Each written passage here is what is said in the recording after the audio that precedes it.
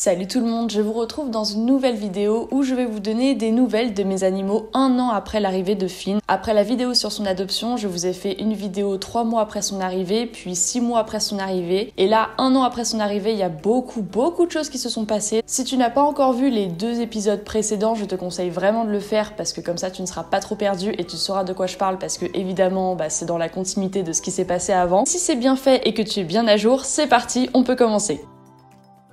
Donc d'abord, je vais commencer par Finn, puisque c'est celui sur lequel j'ai toujours le plus de choses à dire. Donc un an après son arrivée, je fais partie des gens à qui on dit « Non mais toi t'as trop de chance, ton chien il est facile, c'est normal qu'il fasse ci ou qu'il soit comme ça ». Et oui, incroyable mais vrai. Bon, au début, je vais pas vous mentir, ça fait lever les yeux au ciel parce que si vous avez regardé mes précédentes vidéos sur les avancées de Finn et sur les difficultés qu'on a rencontrées avec lui, vous savez très bien du coup que c'était pas gagné d'avance sur certains points et qu'il nous en a fait pas mal baver sur d'autres. Encore aujourd'hui, mais ça sera le cas toute sa vie puisque c'est un être vivant, il y a des hauts et des bas avec Finn, des jours où il m'agace prodigieusement et d'autres où je me sens comme la plus vénarde du monde de l'avoir à mes côtés. Mais je suis extrêmement fière de toute son évolution, de tout ce qu'il est en fait. Je m'en rends de plus en plus compte, mais la résilience de Finn est juste exceptionnelle et lui est exceptionnel. Alors attention, pour en arriver là, j'ai énormément travaillé avec lui, je me suis entourée de professionnels, j'ai suivi des formations et j'ai laissé le temps faire son œuvre aussi, c'est important. Mais il faut le dire parce que c'est vrai, Finn s'est adapté à sa nouvelle vie de façon incroyable.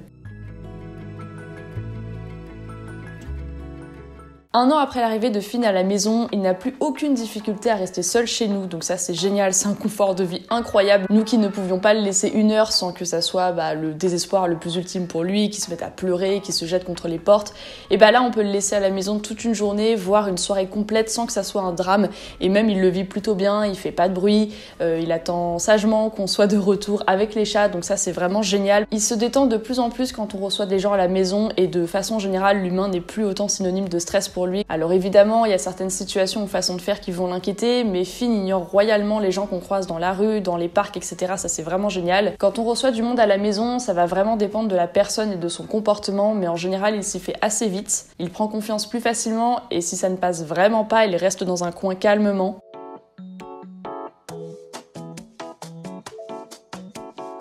Quant à sa réactivité par rapport à certains congénères mâles, il la gère beaucoup mieux qu'avant. J'arrive désormais à le détourner facilement des autres chiens, que ce soit en laisse courte, en longe ou en liberté. Après, parfois, plusieurs facteurs extérieurs peuvent jouer sur la réussite de la manœuvre et malheureusement, on ne peut rien y faire. Et ça, c'est quelque chose que j'ai eu beaucoup de mal à accepter. Typiquement, quand je rappelle mon chien qu'il est à mes pieds, attaché, et qu'un mâle en face arrive droit sur lui de façon hyper mal polie pour forcer la rencontre et que les maîtres rappellent mais que ça ne fonctionne pas, là je peux pas faire de miracle et je peux pas demander à Finn d'en faire non plus. Mais même dans ce genre de situation, Finn va beaucoup plus rapidement décrocher et passer à autre chose. De manière globale, il est beaucoup plus connecté à moi, à ce que je demande, et je sens qu'il s'est vraiment habitué à ce qui compose son quotidien, donc il est plus serein, et il est plus enclin à contrôler son stress, ses peurs ou ses émotions de manière générale.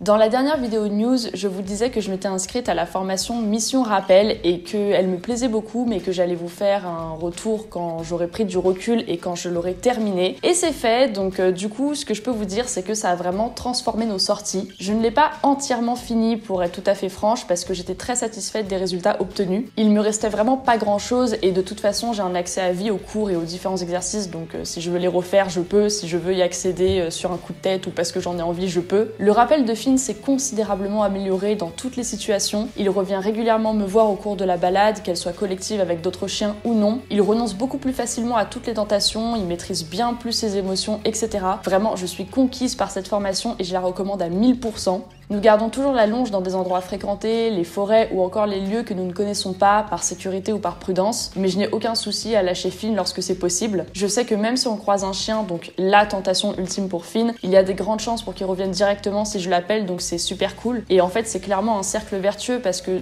comme je suis beaucoup plus sereine, parce que je fais beaucoup plus confiance à mon chien et à sa capacité à revenir vers moi, et du coup, ça me tranquillise et lui, du coup, ça le rend plus zen, donc c'est vraiment génial. Nous continuons bien évidemment les balades avec les copains chiens, nous organisons parfois de nouvelles rencontres avec de nouvelles personnes, de nouveaux chiens, mais Finn a maintenant un petit groupe de copains qui l'adorent et du coup on privilégie les balades avec.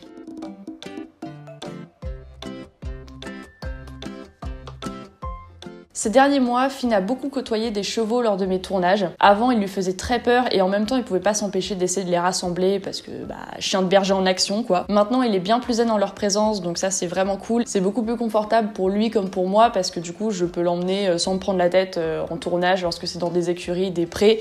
Alors, je peux pas l'emmener dans toutes les structures, mais c'est quand même très cool de pouvoir l'emmener avec moi sur certaines vidéos.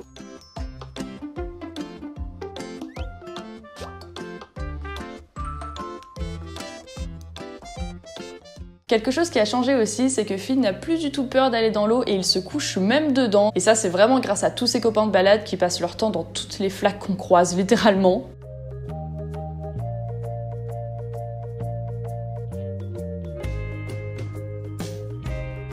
Cet été, on a eu le droit à la première vraie mue de Finn. Durant les 6 premiers mois, il perdait des poils de temps à autre, mais rien de très impressionnant. Et pendant la période estivale, il s'est bien rattrapé. Du coup, mon copain a passé énormément de temps à le brosser et ça semblait vraiment sans fin. Donc là, c'est terminé. Mais c'est vrai que c'est arrivé d'un coup. On a été complètement envahis par les poils.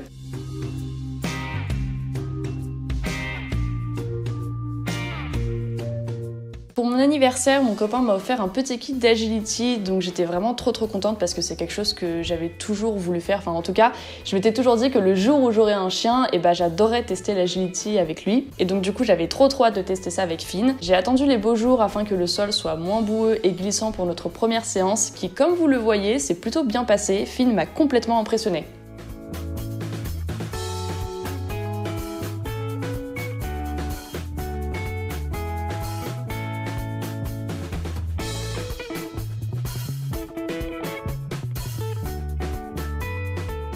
Depuis la dernière vidéo, Finn a continué de voyager puisque nous sommes retournés en Haute-Savoie et nous l'avons emmené partout avec nous sans problème, c'était vraiment trop génial.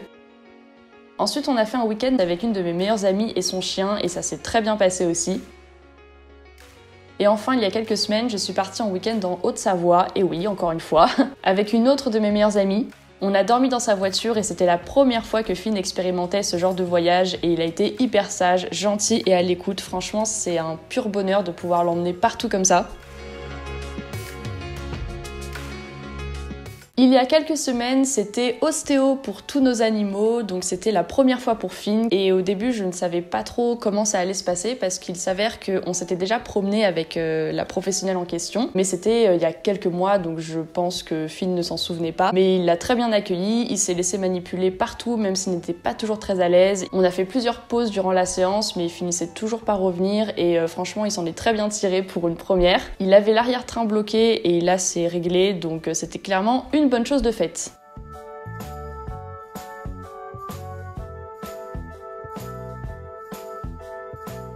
Et pour ceux qui ne le sauraient pas, nous sommes devenus famille d'accueil pour chats durant cette année et clairement, Finn est aux anges, vraiment. Pour le moment, on a accueilli 3 minettes chez nous, donc Émeraude, Lazuli et Winry. Et les 2 premières, donc Émeraude et Lazuli, adoraient les chiens et donc elles ont hyper rapidement accepté Finn. Lui, il se prend vraiment pour une nounou quand il est en contact avec des chatons, c'est assez impressionnant. Il est très protecteur avec, il leur fait la toilette, il les suit partout. Dès qu'il rentre de balade, la première chose qu'il fait, c'est de checker si elles vont bien. Donc avec Émeraude et Lazuli, c'était vraiment l'amour fou. Par contre, avec Winry, la dernière en date, ça s'est pas très bien passé parce qu'elle avait très peur de lui. Mais finalement, avec le recul, ça a été assez formateur pour lui parce que ça lui a appris à contrôler un peu son excitation et ses émotions parce qu'il est tellement heureux qu'il déborde d'énergie. Donc c'était pas plus mal, ça nous a permis de voir comment il pouvait réagir avec un autre type de profil tout simplement.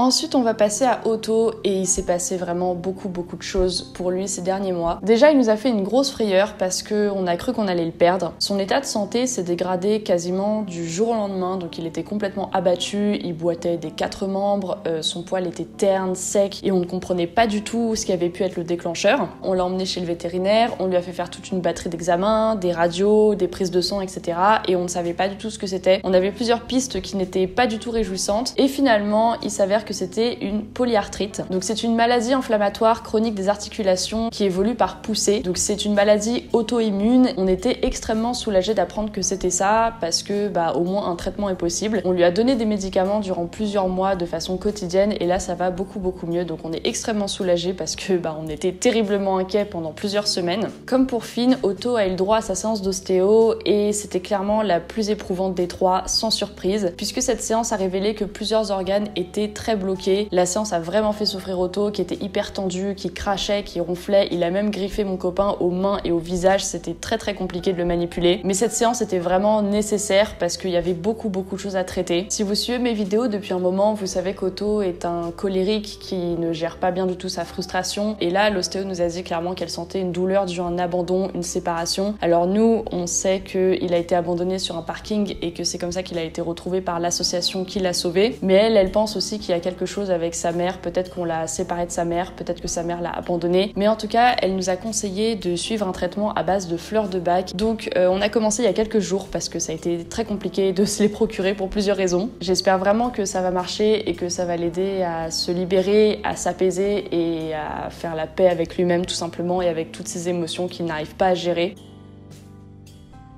Concernant le fait qu'on soit devenu famille d'accueil, Otto se fout des autres chats tant qu'il a toujours son confort, ses sorties. Il tolère beaucoup mieux les chatons qui l'ignorent, donc avec Winry ça s'est plutôt bien passé, avec Lazuli c'était assez tranquille, mais c'est vrai qu'Emeraude elle le rendait complètement fou parce qu'elle le poursuivait pour jouer à travers tout l'appartement. Il nous a particulièrement bluffé avec Winry, donc la dernière en date, parce qu'il a bien senti qu'elle avait très peur et du coup il s'est montré très doux, très bienveillant, c'était vraiment très touchant en fait de le voir comme ça. Et c'est marrant parce qu'avec James aussi, il s'est énormément détendu du coup, parce qu'au début c'est vrai que je pense que James l'impressionnait beaucoup et il lui faisait un petit peu peur et maintenant ça leur arrive de dormir l'un à côté de l'autre, parfois même dans le panier de Finn. Et du côté de mon petit James, c'est toujours un amour, très facile à vivre, très câlin, très mignon, comme d'habitude, du James tout craché. Alors lui, la séance d'ostéo, il a adoré, vraiment il ronronnait, il était hyper calme, franchement il a kiffé. Lui, il avait le bas du dos et les pattes avant bloquées et a priori c'était assez ancien, donc je suis vraiment contente de lui avoir fait bénéficier de ça. Et par rapport au fait qu'on soit devenu famille d'accueil, bon, sans surprise, James se fout de tout, donc tant qu'on l'embête pas, tant qu'il a son coin pour dormir, tant qu'il a sa bouffe, tant qu'il a ses câlins, lui il s'en fout. Comme Otto, il avait un petit peu de mal avec Emeraude parce qu'elle était hyper énergique, hyper joueuse et qu'elle les harcelait clairement. Donc il l'évitait, il la snobait autant que possible. Lazuli était sa préférée vu qu'elle était hyper chill, hyper tranquille et du coup ils dormaient souvent l'un à côté de l'autre. Franchement c'est celle qu'il préférait je pense. Franchement je pense que c'était elle qui matchait le mieux avec les énergies de la maison de façon générale. Et avec Winry, donc la dernière, il était très gentil, très bienveillant comme Otto, donc c'était vraiment adorable. Et voilà, vous êtes maintenant à jour sur tout ce qui s'est passé avec mes loulous, que ce soit en positif ou en négatif. C'est complètement fou de me dire qu'il s'est passé autant de choses durant ces derniers mois. J'espère que cette vidéo vous a plu. Sur ce, je vous embrasse et je vous dis à la prochaine. Ciao!